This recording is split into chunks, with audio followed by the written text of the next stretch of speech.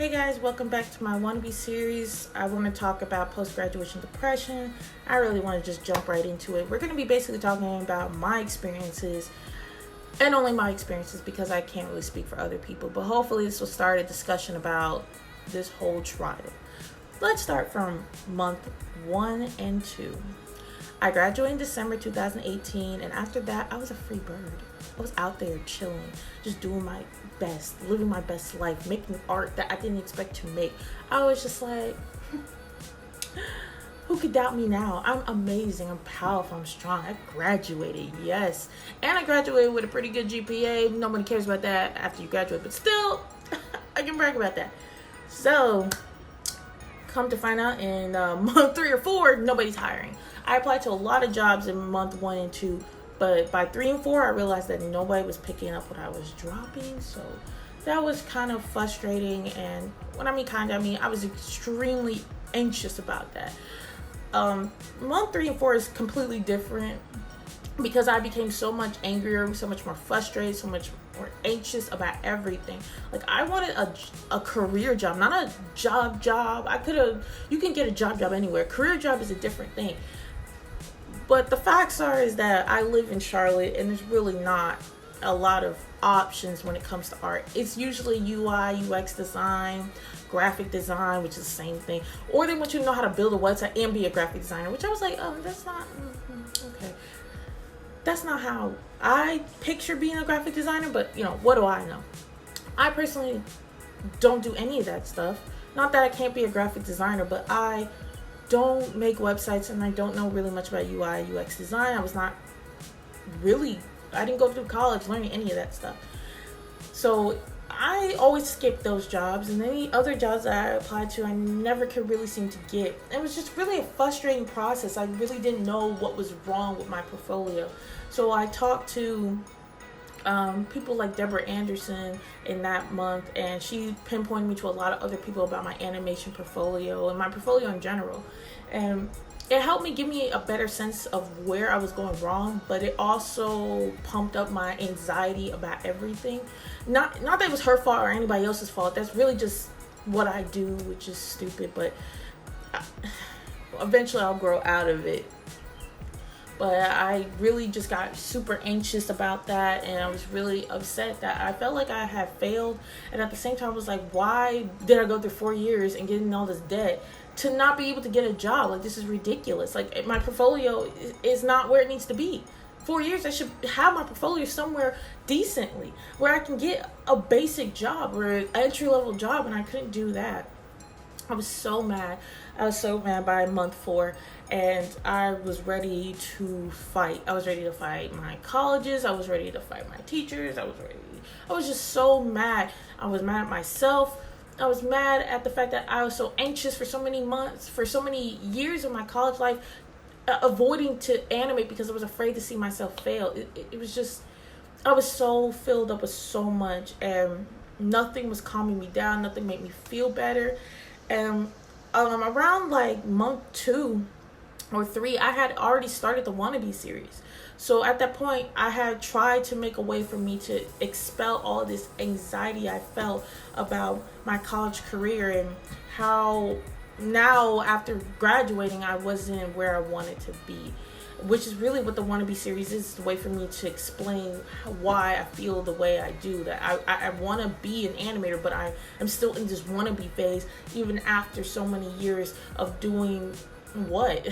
Like, not to say, well, that brings me to month 4 and 5. Basically that, none of that, all that anger got to be tossed out because I need to find a job. I only have 6 months allowed to be whoever I want to be.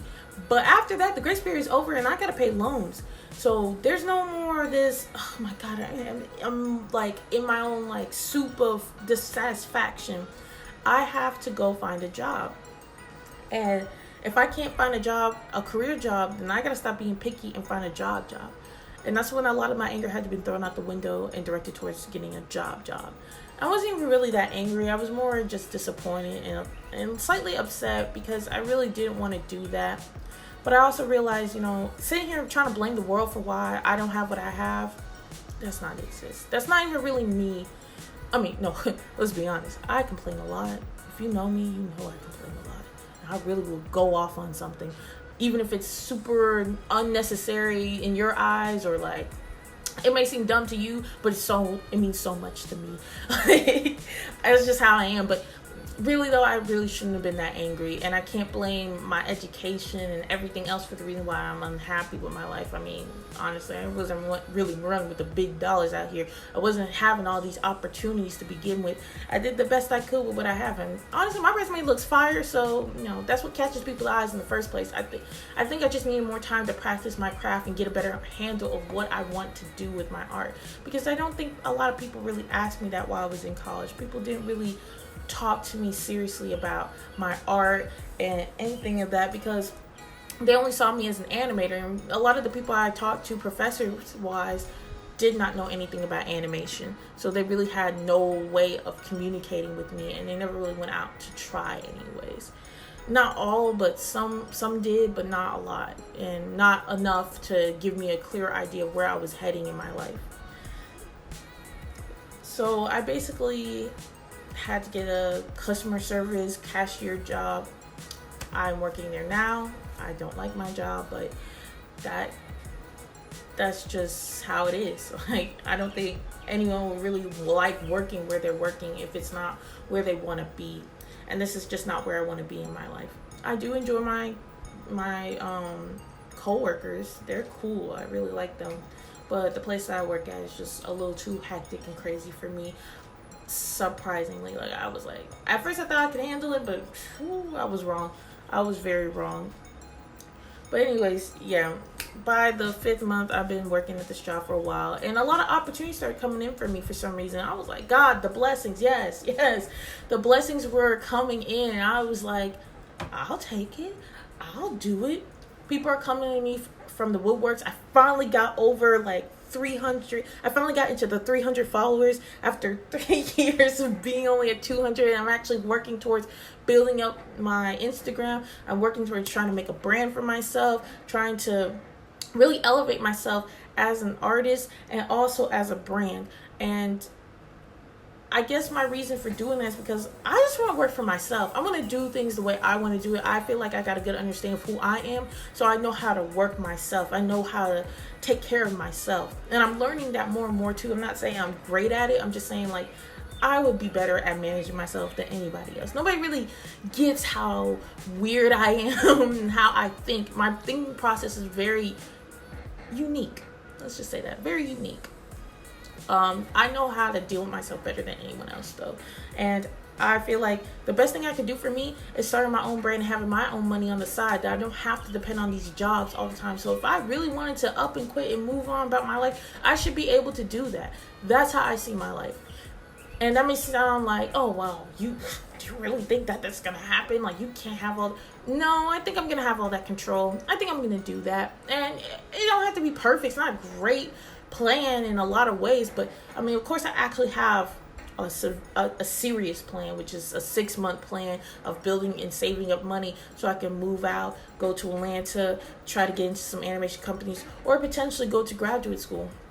I do have other plans on the side, and I am making moves to do that, like going to prospective colleges and, building up my portfolio whenever I have the chance and the free time.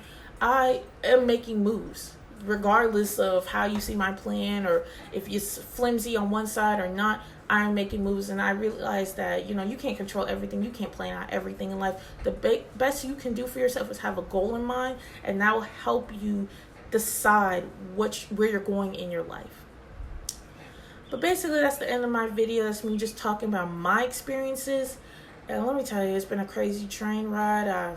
But if you have any of your personal experiences you want to share, just let me know in the comments down below.